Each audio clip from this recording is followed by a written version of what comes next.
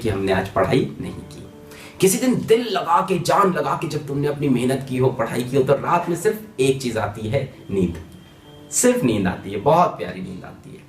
तो अगर बहुत प्यारी नींद चाहते हो तो दिन भर पढ़ते रहो।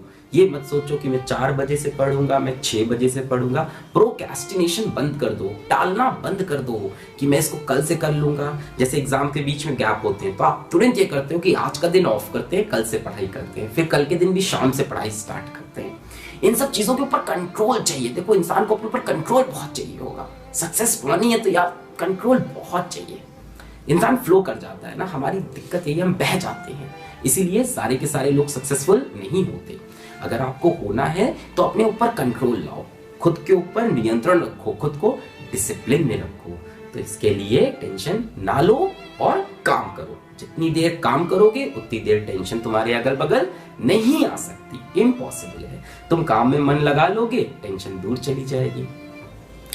फिर बच्चों, इस टाइम हम लोग की एक प्रॉब्लम ये है कि सर एग्जाम पेपर हाथ में आता है तो नर्वसनेस आ जाती है। बिल्कुल, हम मान रहे हैं।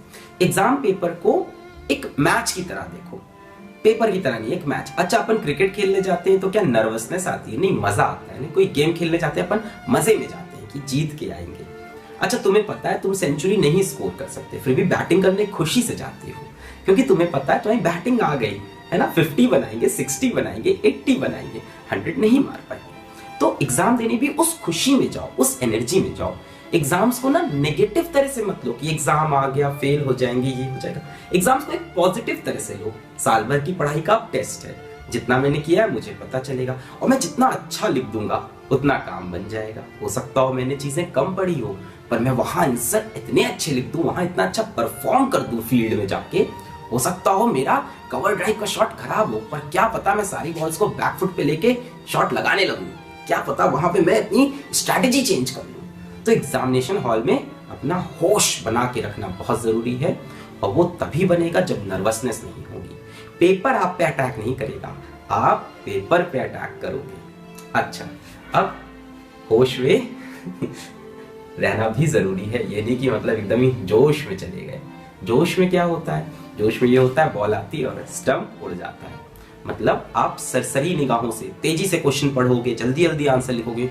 ओवर कॉन्फिडेंस, बच्चों, ओवर कॉन्फिडेंस से दुनिया का सबसे बड़ा विद्वान, सबसे बड़ा इंटेलिजेंट आदमी रावण, वो भी मरा, रावण भी मरा अपने ओवर कॉन्फिडेंस से। सो ओवर कॉन्फिडेंस को एकदम साइड में रखो। जितना भी तुम्हें आता है खुद को हमेशा डाउन टू अर्थ, ये समझो मुझे भी बहुत सीखना है।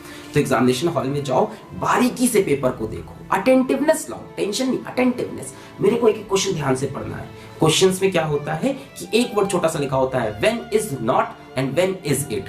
अपन नॉट नहीं पढ़े ना तो अपन आंसर पूरा गलत लिखाएंगे। तो इस चीज को देखने के लिए क्वेश्चंस को एकदम ध्यान से पढ़ना है, और हमेशा देखो कि 1A के बाद 1B कर रहे हैं कि नहीं। सीक्वेंस देखो। होता क्या है, कई बार 1A के बाद अपन 1C कर देते हैं और एक क्वेश्चन छूट जाता है। तो फर्स्ट के बाद सेकंड, सेकंड के बाद थर्ड। तो इसके लिए करो, क्वेश्चन पेपर में छोटा सा टिक पेंसिल से लगाते चलो कि ये क्वेश्चन हुआ, ये हुआ, ये हुआ, और उसको वहां मिलाते चलो। ध्यान दोगे सब होगा, और ओवर कॉन्फिडेंस में भागोगे तो क्वेश्चन छूटने लगेंगे बच्चों।